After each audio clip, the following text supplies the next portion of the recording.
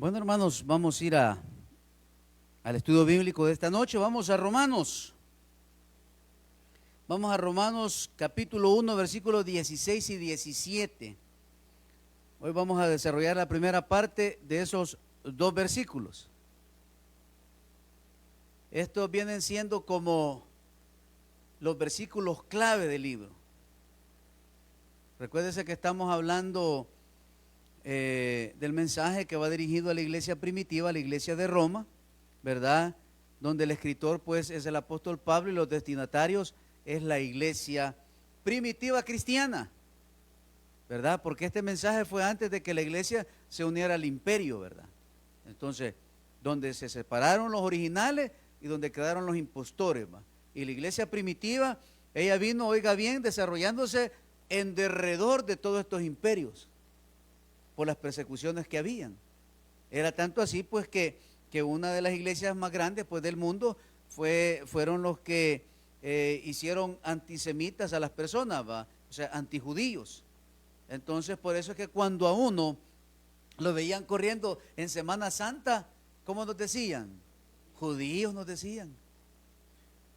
A mí una señora allá por la colonia, cuando llegábamos con la pelota a la cancha de basquetbol, ¿va? Salía y nos gritaba judíos.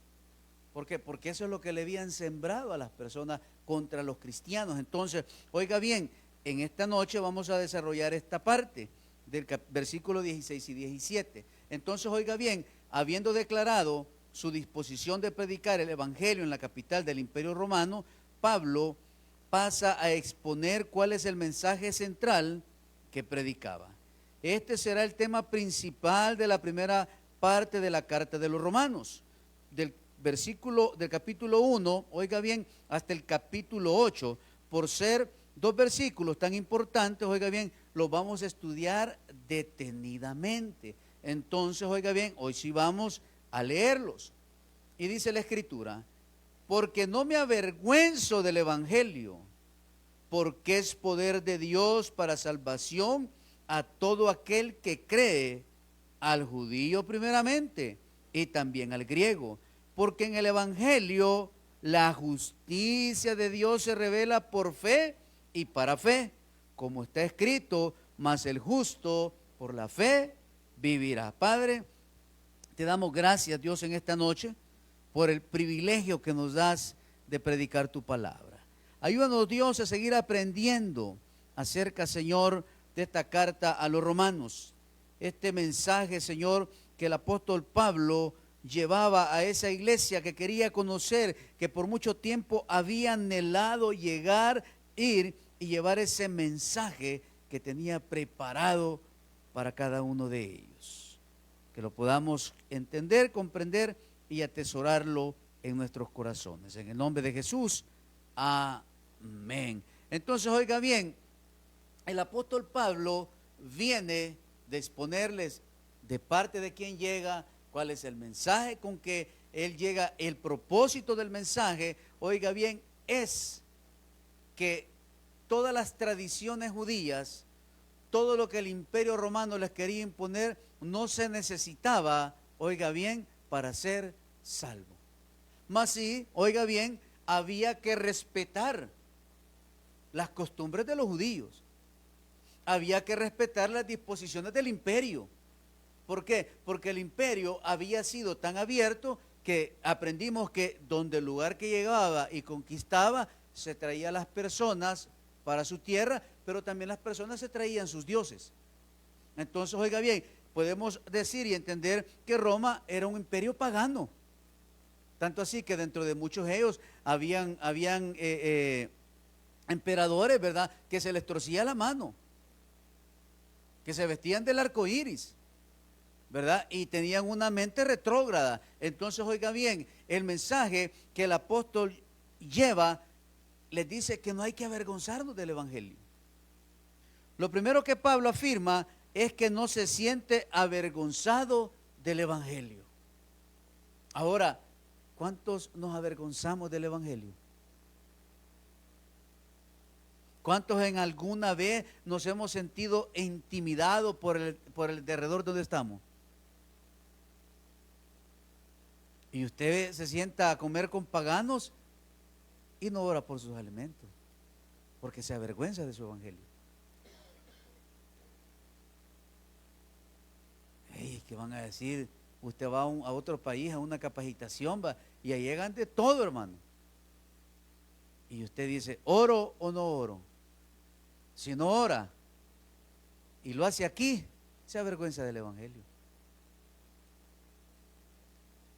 Pero el apóstol Pablo no se avergüenza, porque no me avergüenzo, dice él, porque es poder de Dios. Esta es simplemente una forma negativa de decir que se siente orgulloso del evangelio. Y vos sos cristiano, de voladas. Es tanto así que hoy ya no se da, pues, porque como la Biblia la anda en el celular, ¿verdad?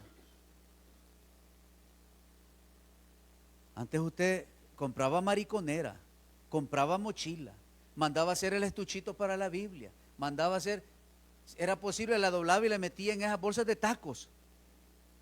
Como que usted iba a jugar, no, va para la iglesia, para la iglesia no, a hacer un mandado. Porque se avergonzaba del evangelio. Y hay muchos que en la actualidad van con la Biblia dentro de bolsas negras para que no les vean que van para la iglesia. Eso es avergonzarse del evangelio. Mire, y usted canta en la iglesia de vez en cuando. No, yo soy alguien que sirve en el ministerio de canto en la iglesia. ¿Verdad? Nos avergonzamos. Pero va que no nos avergonzamos de ser piedras de tropiezo. De eso no nos avergonzamos, va. Ese es el ministerio número 1 que tenemos, ¿verdad? El ministerio de piedra de tropiezo. Pero el apóstol Pablo, oiga bien, dice, yo me siento orgulloso de ser cristiano. Yo me siento orgulloso de quién soy. Y muchas veces, oiga bien, los cristianos, en vez de decir, yo soy cristiano, yo soy ingeniero. Yo soy licenciado. Yo tengo tanto doctorado, no. Yo soy un hijo de Dios y gracias a Él soy ingeniero. Soy doctor, soy médico, soy enfermero, hago esto, hago aquello, pero nos avergonzamos de decir cristiano. Y oiga bien, y antes era más difícil ser cristiano en este país. Si el que vino a revolucionar todo esto del cristianismo fue el doctor Edgar López Beltrán, que empezó, oiga bien, a cambiarle la mente a las personas para que usted supiera que lo que vive es un estilo de vida. Y que no nos debemos de sentir menos por ser seguidores de Cristo. Al contrario, nos debemos de sentir que orgullosos de ser cristianos. Orgullosos de que alguien, cuando no valíamos nada, nos dio vida y vida en abundante. Entonces, ¿por qué afirma esto el apóstol? Pablo reconoce que en una ciudad como Roma los creyentes bien podrían ceder a la tentación de avergonzarse del evangelio. El mundo siempre será hostil hacia el evangelio y aún más en una ciudad grande e importante como Roma. En esos discursos de las Naciones Unidas, cuando los presidentes empiezan a hablar de Dios, los otros quizás se ponen a oír música, pues. Porque no les importa, no les interesa. Usted va a una escuela para padres y usted revisando el teléfono. Mientras que el que está exponiendo el mensaje de la escuela para padres se ha preparado ahí su guía, ha hecho su presentación y las personas en el teléfono no les importa. Y la persona llevando un mensaje para tener mejores hijos, mejores familias. Entonces, oiga bien, nosotros como cristianos vivimos en un mundo hostil. Y usted puede irse a poner al parque, Daniel Hernández, con un parlante. Buenos días, hoy quiero hablarle del evangelio del Señor. Quiero que usted pueda venir a los pies de Cristo. Cállate, loco. Con 3 veces que le digan cállate, loco, le va a bajar volumen y se va a venir. Es un mundo hostil, hermano. Pero el evangelio es un mensaje que parece ser locura para el hombre sabio. ¿Por qué? Porque el hombre sabio no necesita de Dios. Estamos hablando del hombre sabio natural, no del hombre sabio espiritual. Porque recuérdese que a través de la experiencia, del conocimiento, de los fracasos y de los libros adquirimos sabiduría humana. Entonces, esos no logran entender el Evangelio. Esos no logran entender que el Evangelio es locura. Por eso digo yo, si yo era loco en el mundo, ¿por qué no voy a ser loco para Cristo, pues? Allá estaba el hermano en los conciertos de ropa, con el pelo hasta aquí, la camisa negra, gritando. Y hoy el pastor les dije, salte, y bien empurrado el hermano. Y que no somos locos por Cristo, pues. Siendo también honestos, ¿va? Por lo menos no vamos a hacer una fiesta aquí de disfraces, ¿va? No vamos a hacer un domingo loco y aparezca un hermano disfrazado de mujer, ¿verdad? Oiga bien, es que ya se ha dado. No estamos hablando de esa locura. Estamos hablando, oiga bien, de la locura que no nos importa lo que vaya a ocurrir y vamos a llevar el Evangelio de Cristo. Esa es la locura del Evangelio. Que usted va a ir a una comunidad y se va a disfrazar de payaso. ¿Por qué? Por la locura del Evangelio para llegar a la vida de ¿quién? De los chicos. Venga, hermano, le vamos a poner la nariz roja. Ve que bayuncos. No, ¿para quién es? Para Dios. Mire lo que dice 1 Corintios 1, de 18 al 21. Porque la palabra de la cruz es locura a los que se pierden, pero a los que se salvan, esto es a nosotros, es poder de Dios. Pues está escrito, destruiré la sabiduría de los sabios y desecharé el entendimiento de los entendidos. ¿Dónde está el sabio? ¿Dónde está el escriba? ¿Dónde está el disputador de este siglo? ¿No ha enloquecido Dios la sabiduría del mundo? Pues ya que en la sabiduría de Dios el mundo no conoció a Dios mediante la sabiduría, agradó Dios salvar a los creyentes por la locura de la predicación. Entonces, oiga bien, no nos debemos de avergonzar que somos cristianos. Vergüenza nos debería dar que no somos ejemplo en la sociedad. De eso deberíamos de avergonzarnos. Que todavía soy un padre gritón, que todavía soy un esposo golpeador, que la hermana ya acabó todos los platos y ahora por eso solo hay platos desechables en casa. O sea, no es porque los hermanos quieren ahorrarse de lavar los platos, no, ya no hay. Ya se los estrelló en la pared el hermano. De eso nos deberíamos de avergonzar. Pero de decir que somos hijos de Dios, no, hermano. Usted va a una reunión de padres de familia y dice, ¿algún padre que quiera orar? Y el pastor haciendo es el disimulado. ¿Por qué no dice, amén, yo voy a orar? Pero nos avergonzamos. Ya ve que, ¿verdad que no es necesario ser un mujeriego o andar en pecado para avergonzarnos del Evangelio? No, hermanos. Por eso el apóstol escribió en 1 Corintios, oiga bien, es que los sabios no lo van a entender, hermano. Y para los sabios del mundo, lo que nosotros hacemos es locura. Imagínate, irse a meter 2 horas a un lugar, escuchar un viejo gritón. Y que les dice pecadores, hijos del diablo, y que no van a lograr salir y que dejan a las 3 viejas que tienen por 2 horas irlo a escuchar a ese hombre. La verdad que están locos. Pero es que ellos no logran entender. Ni logran entender lo que Dios hace. Cuando una persona se presenta con todas las placas donde estuvo enfermo y después la presentas hoy que está sano, no lo entienden. Y lo primero que dicen, ¿qué es? En su sabiduría humana, la máquina tenía una mancha. La sombra que presentó en la placa de tórax es porque la máquina tenía una mancha cuando la revelaron. Porque no van a entender la locura del Evangelio, hermanos. El hombre natural no entiende el mensaje de salvación, más bien lo rechaza. ¿Cuántas veces nosotros hemos rechazado el mensaje, rechazamos el mensaje de salvación? Pero Dios siempre estuvo ahí. Valientes de David nunca dejó de llegar a la colonia.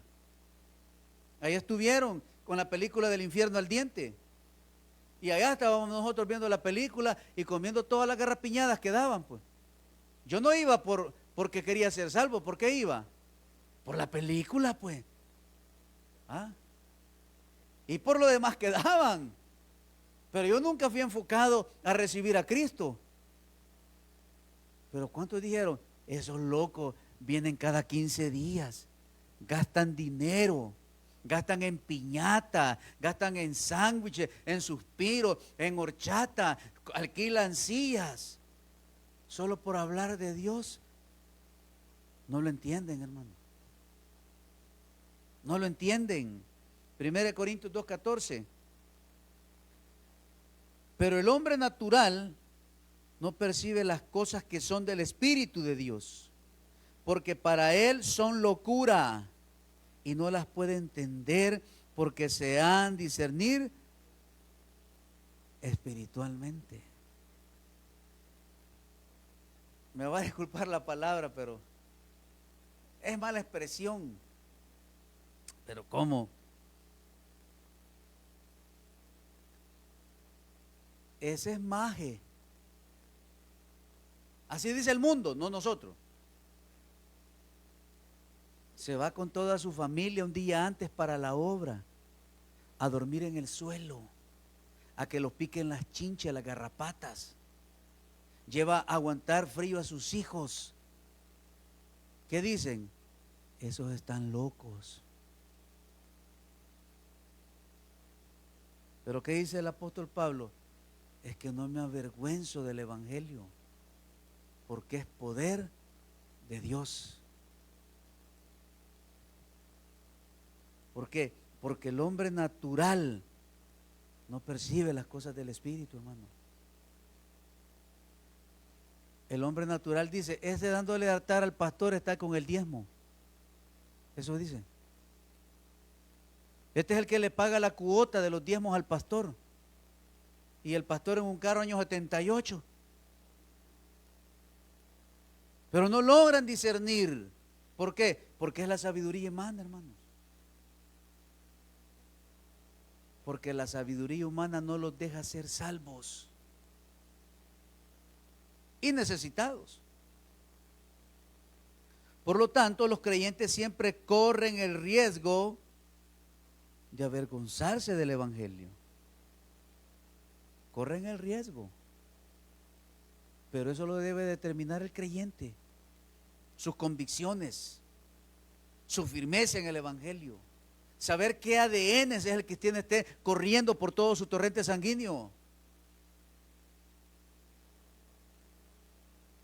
Saber que usted es un hijo de Dios. Marcos 8:38. Porque el que se avergonzare de mí y de mis palabras en esta generación adúltera y pecadora, el Hijo del Hombre se avergonzará también de él cuando venga en la gloria de su Padre con los santos ángeles. Aquí ya no hay de la secreta, hermano. Usted ya no es de la secreta. Oye, gracias aquí pues somos una iglesia adulta. Pero aquellos que venimos de años, ¿se acuerdan que sacaron las Biblias chiquitas? En la bolsa le cabía la Biblia. En la bolsa de atrás, y ahí andaban los hermanos, así las Biblias, ve. Microletra, pero como a esa edad todavía no se necesitan lentes, va. Y usted leyendo bien chivo, va. Pero ¿por qué cree que la gente empezó a comprar Biblias pequeñas? Porque les daba pena que los vieran con la Biblia en la mano, pues. O como dicen, de sobaquera. No, hermanos, no debemos de avergonzarnos. Segunda de Timoteo 1:8. Por tanto, no te avergüences de dar testimonio de nuestro Señor, ni de mí, preso suyo, sino participa de las aflicciones por el Evangelio según el poder de Dios. No, pastor, es que si yo revelo que soy creyente, no, hombre, me van a agarrar de pato en el trabajo. O sea, ya no saben que soy cristiano. ¿Por qué? Porque me pongo a reír de los chistes que cuentan, pues. Tal vez un poco recatado todavía el hermano, va. Y ya no cuenta chistes rojos ahí, pero no ha dicho que es creyente.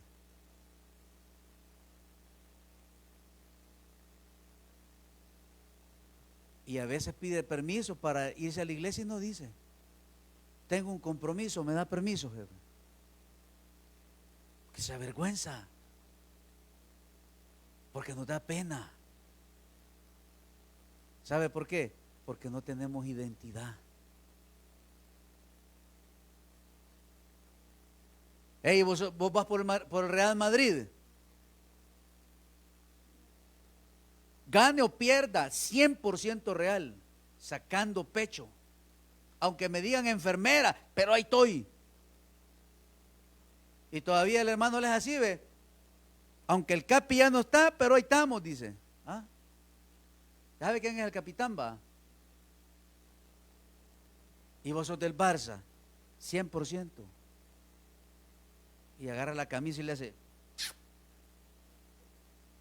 y besa el escudo del Barça, y ni lo conocen. ¿Ah? Ni saben que existe, pero Cristo sí sabe que existe, y nos avergonzamos y no nos ponemos la camisa. Y se lo voy a demostrar con nuestro servicio, los de aquí de esta iglesia. No sudamos la camisola. Y no solo aquí, en muchas iglesias. No me pongo la camisa del evangelio. Tanto es así que tenemos casi un año de no salir a evangelismo, hermano. ¿Por qué? ¿Por qué no quieren ir los hermanos? Un día de estos programé un sábado, nadie vino.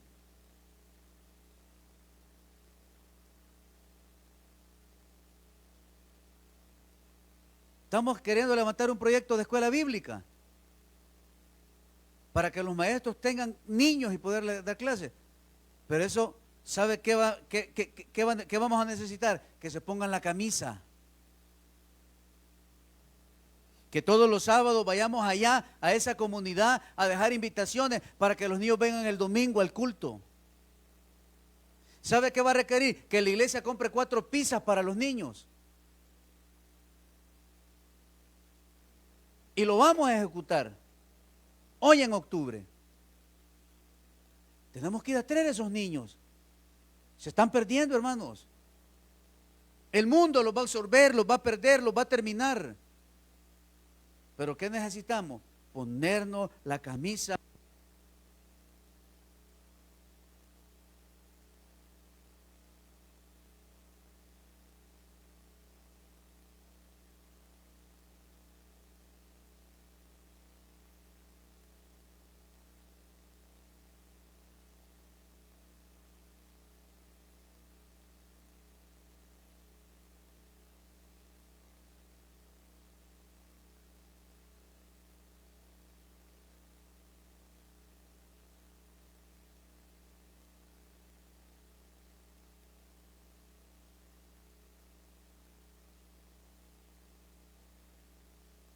Era más de algún hermano y puedo llevar a mi tía, hermano.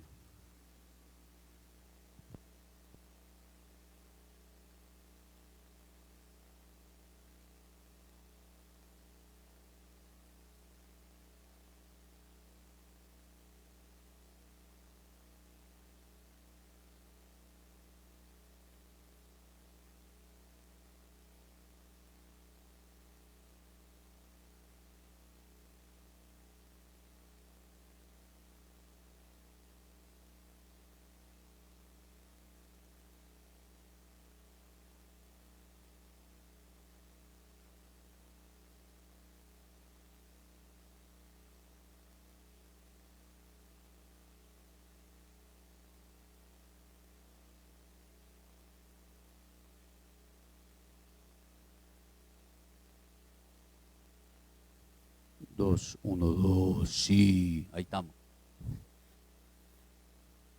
Hasta se me olvidó en qué estábamos, hermano. Ahí estaba la ruta playera. Quiere ir a ver chulonas el hermano. Quiere ir a ver bikini, dice. Está bueno. Que sí, dice el pastor, mire. Bueno, entonces, retomando, no nos queremos poner. Estamos cómodos. No quiero que más personas conozcan lo que Dios me ha dado. ¿Saben qué me convierte a mí como persona cuando no transmito el evangelio? En un opositor de la palabra. Estamos hablando del espíritu, hermano.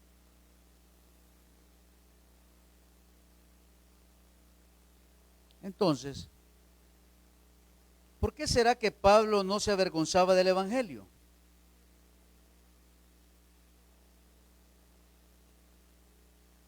Número 1, la definición del mensaje. Pablo resume el mensaje que predica en una sola palabra: euangelión. Este término constituye una descripción o definición del mensaje apostólico. La palabra en sí significa buenas nuevas o buenas noticias. Sin embargo, para apreciar todas las implicancias del uso de la palabra euangelión, hay que entender tanto el uso de esta palabra en el griego clásico como en el Nuevo Testamento o en el Antiguo Testamento. En el griego clásico esta palabra se usa para anunciar buenas noticias relacionadas, oiga bien, con el emperador.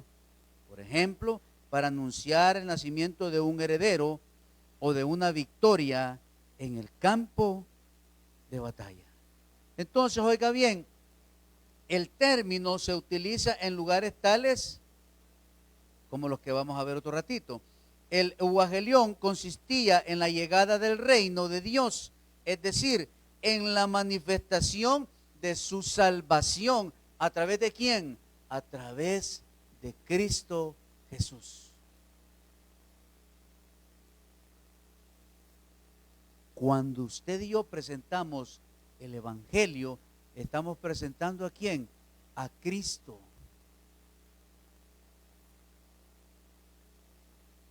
Que usted y yo debemos de leer, ¿qué, hermano? La Biblia. Debo de leer este libro. Dice la Escritura que hay que leerlo de día y de noche. Debemos, oiga bien, de tener una disciplina de lectura para poder hablar de Cristo. Poneme ahí el Salmo 49, porfa.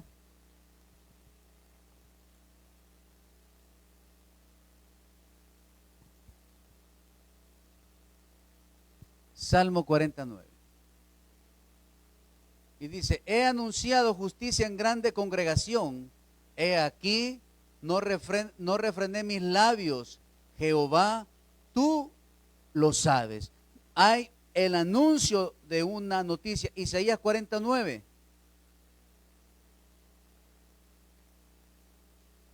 Entonces la palabra euangelión es anunciar, llevar, transmitir el mensaje.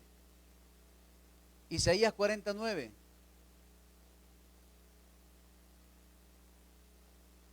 Súbete sobre un monte alto, anunciadora de Sión.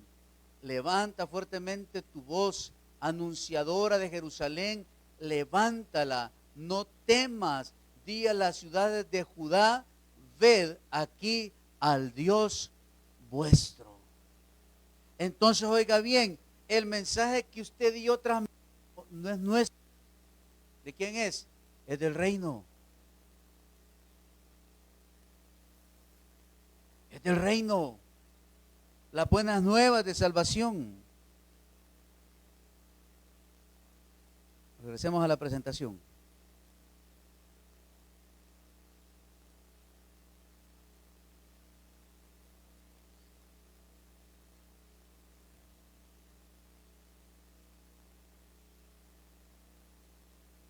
En el Nuevo Testamento, euangelión es el anuncio de la llegada, oiga bien, del reino de Dios.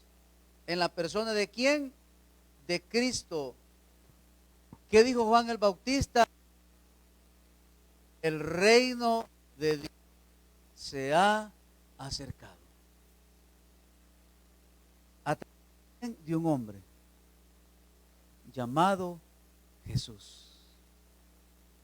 Y se los demostró, se los enseñó, se los predicó.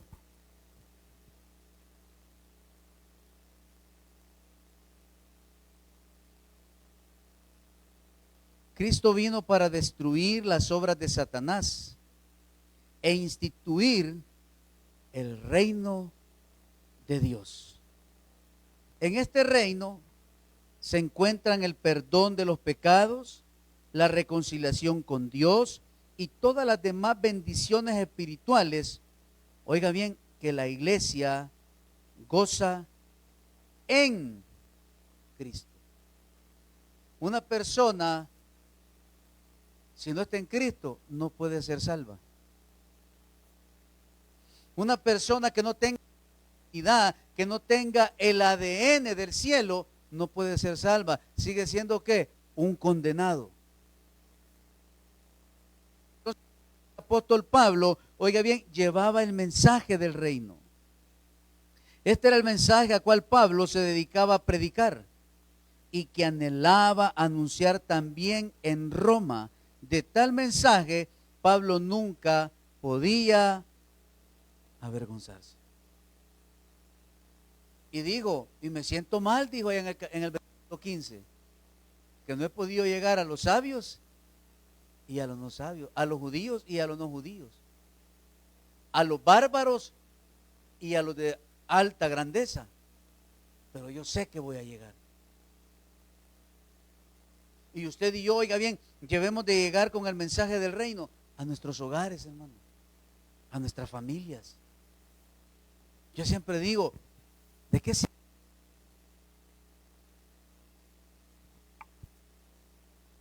¿De qué sirve? Oiga bien, que yo vaya todos los fines de semana a evangelizar a algún lugar y mis hijos van para el infierno. ¿De qué nos sirve? El vecino va para el infierno, pero ¿por qué no predico? Porque en mi casa soy un mal testimonio.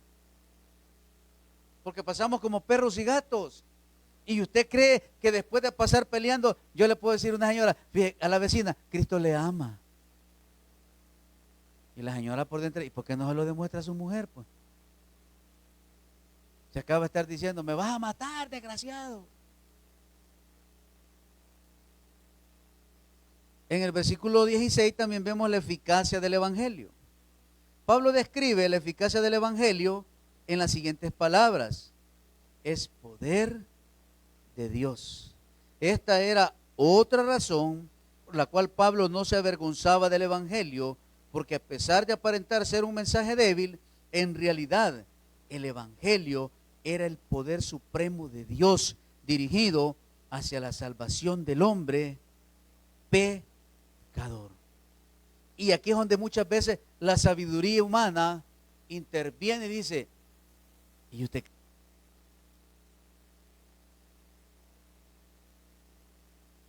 Es el razonamiento humano. O sea que yo puedo pegarle a mi mujer y después Dios me va a perdonar. Si lo sé con arrepentimiento, sí. O sea que Dios puede perdonarme esa millonada que me robé cuando fue presidente. Sí. Pero las consecuencias del pecado te las vas a echar en Miami. Pero aunque esté en Miami, ¿qué va a decir? Preso tuyo soy, Señor. Porque su alma tiene paz. No puede ser que esté en una prisión.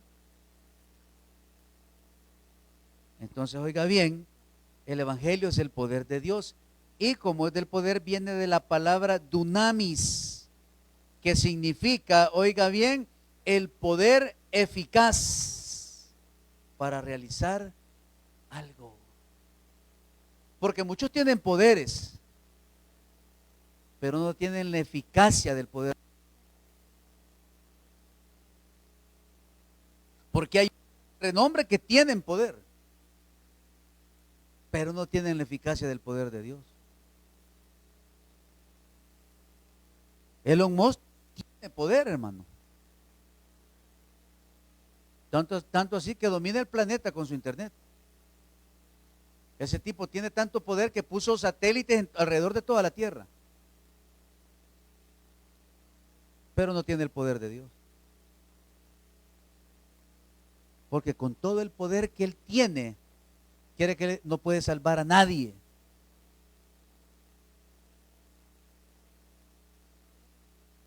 Porque a él posiblemente lo han hecho un Dios. Pero nuestro Salvador es Dios. Esas son las diferencias. Este poder se entiende a la luz de los versos tales como Génesis capítulo 1, versículos del 3 al 6, Isaías 55, 11 y Jeremías 23, 29, y los lee en casa. Si no, vamos a llegar al 2050. Es el poder de la palabra de Dios, o sea, ¿y quién es la palabra de Dios? Jesucristo.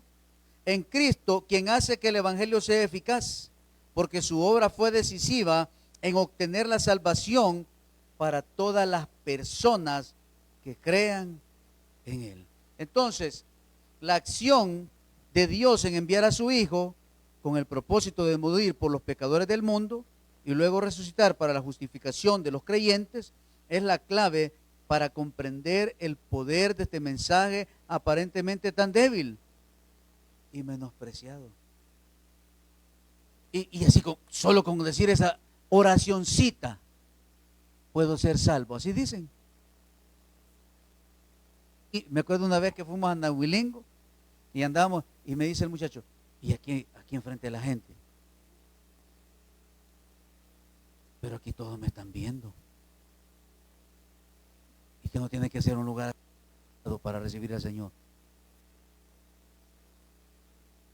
Y le digo yo, no, debe de haber disposición del corazón. Ay, es que estos evangélicos, a ver quién les dio garabato. Ellos se han inventado a Dios. El evangelio es el poder eficaz de Dios que actúa en el mundo para liberar al hombre, oiga bien, de la ira de Dios y devolverle la gloria que el hombre perdió cuando cayó en el pecado. Eso lo dijo Granfield. La seguridad del creyente radica en la fuente de este poder, y la fuente de este poder, ¿quién es? Es Cristo. Entonces, ese poder de que habla el apóstol es el que ellos recibieron. ¿A dónde? En el libro, en Hechos capítulo 1. Y que lo recibimos a través de Cristo Jesús. Corazón a él. Entonces, ¿cuál es el propósito del evangelio? Con las palabras para salvación, Pablo expresa el propósito del evangelio. Esta es la tercera razón por la cual Pablo no se avergonzaba del evangelio. Es el mensaje de Dios para la salvación del ser humano. El sustantivo sotería está relacionado con el verbo sozo. En el Nuevo Testamento la salvación tiene aspectos negativos y positivos. Es decir, hay cosas de las cuales necesitamos ser protegidos y hay cosas para las cuales debemos ser salvos. ¿Y cuáles cosas? Aquí se las voy a mencionar. La liberación de la ira de Dios, tanto ahora como en el día del juicio final. Número 2, la liberación del poder del pecado. Número 3, la liberación de la muerte. 4, la liberación de la ley. Por eso es que usted no vivimos bajo la ley. Con respeto, ningún güillito, pues. Aunque se deje las trencitas aquí en las patas, aunque se vista de negro, que se ponga el gran sombrero, que se ponga el kipá, no puede ser judío. Porque estamos en el periodo de la gracia. Deje de andar guardando el sábado. No tenemos día de reposo, porque nuestro reposo es Cristo Jesús. Por eso ya no hay ni judío, no hay griego, no hay gentil, solo hay la persona natural y el Hijo de Dios.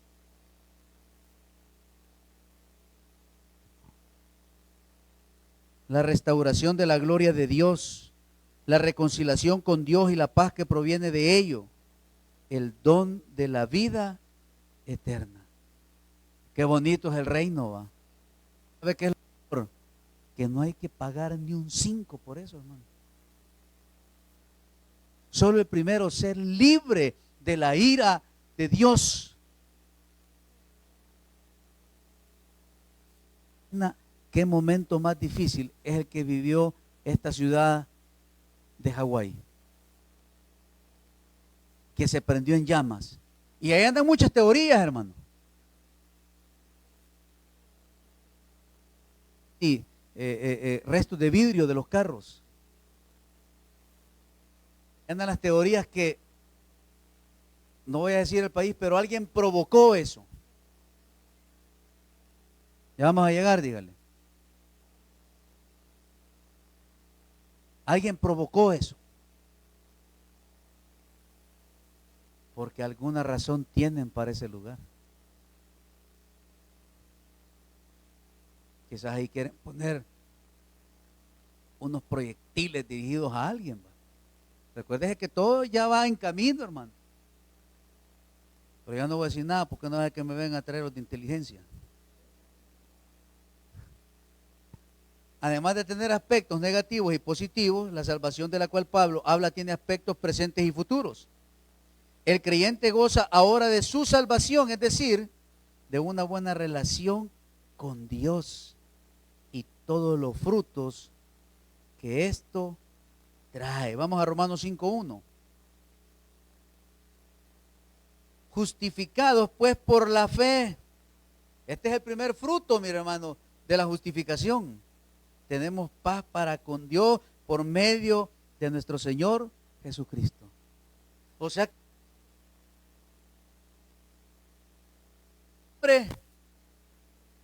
una vez más. Porque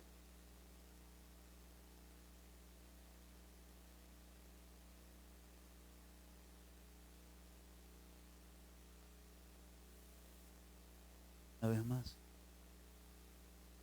Entonces, el primer fruto de la salvación, de la justificación, de la redención, de la expiación, es que ahora tenemos paz para con Dios. Entonces, hoy ya el pecado no me gobierna, por cuanto no me gobierna, ya no soy enemigo de Dios, soy hijo de Dios.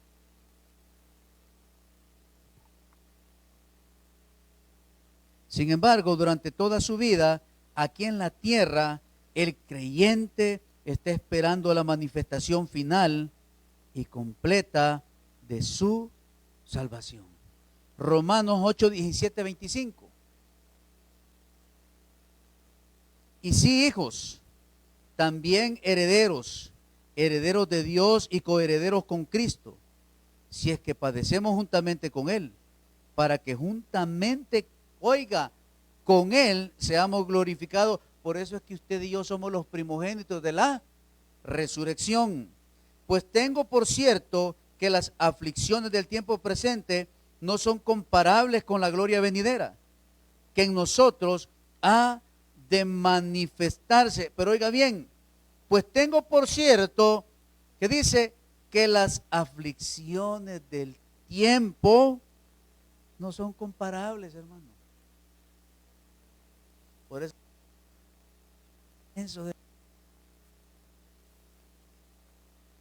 échenme a todos los emperadores si quieren, pero no me voy a retractar.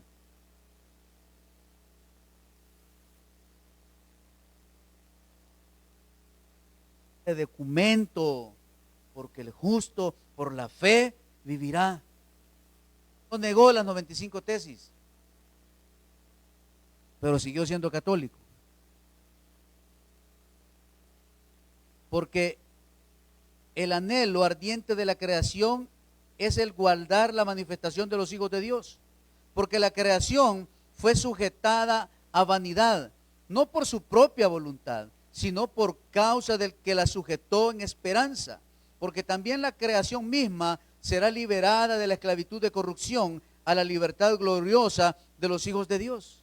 Porque sabemos que toda la creación gime a una y aún está con dolores de parto hasta ahora. Y no solo ella, sino que también nosotros mismos, que tenemos las primicias del Espíritu, nosotros también gemimos dentro de nosotros mismos, esperando la adopción, la redención de nuestro cuerpo, porque en esperanza fuimos salvos. Pero la esperanza que se ve no es esperanza, porque lo que alguno ve, ¿a qué esperarlo? Pero si esperamos lo que no vemos, con paciencia lo guardaremos. Lo aguardamos. El aspecto futuro y el aspecto presente de nuestra salvación están entrelazados. Romanos 8:31 al 39. ¿Qué pues diremos a esto? Si Dios es por nosotros, ¿quién contra nosotros? El que no escatimó a su propio Hijo, sino que lo entregó por todos nosotros, ¿cómo nos dará también con él todas las cosas? ¿Quién acusará a los escogidos de Dios? Dios es el que justifica. ¿Quién es el que condenará? Cristo es el que murió, más aún el que también resucitó, el que además está a la diestra de Dios, el que también intercede por nosotros. ¿Quién nos separará del amor de Cristo? Oiga, iglesia, tribulación o angustia, o persecución, o hambre, o desnudez, o peligro, o espada. Como está escrito, por causa de ti somos muertos todo el tiempo, somos contados como ovejas de matadero. Antes, en todas estas cosas somos más que vencedores por medio de aquel que nos amó. Por lo cual estoy seguro que ni la muerte, ni la vida, ni ángeles, ni principado, ni potestades, ni lo presente, ni lo porvenir, ni lo alto, ni lo profundo, ni ninguna cosa creada nos podrá separar del amor de Dios que es en Cristo Jesús, Señor nuestro. No nos avergoncemos del Evangelio, porque es poder de Dios. Dele un buen aplauso al Señor en esta noche. Padre, te damos gracias por tu palabra. Gracias, Señor, porque no debemos de avergonzarnos del reino. No nos debemos de creer ni inferiores ni superiores.